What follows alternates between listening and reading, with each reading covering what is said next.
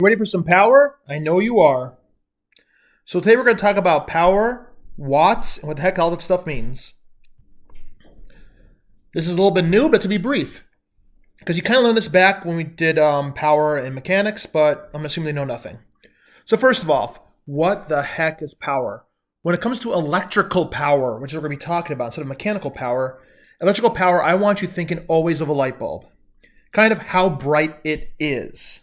Because that's a good indication of what power is.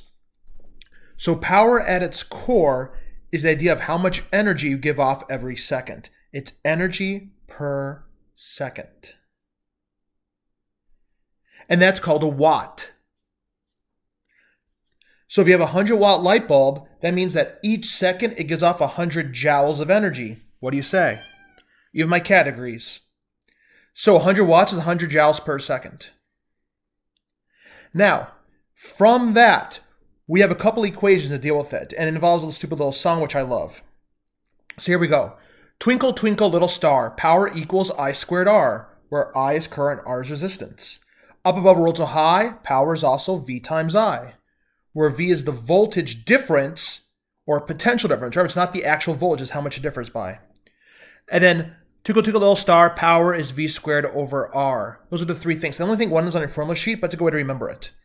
You also now know that power is also work, which is joules per second. Twinkle, twinkle, little star, power equals I squared R. Up above world so high, power is also V times I.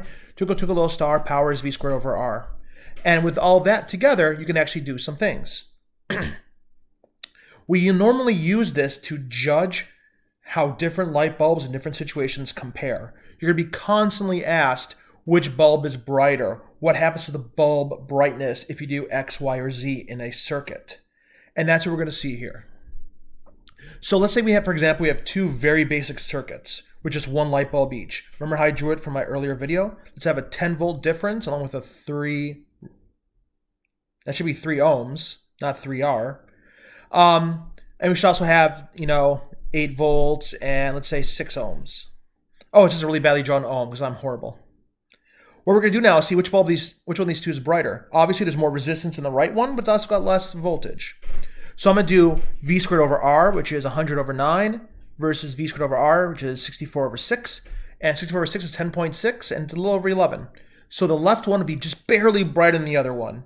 This is what we do with math. Thank you.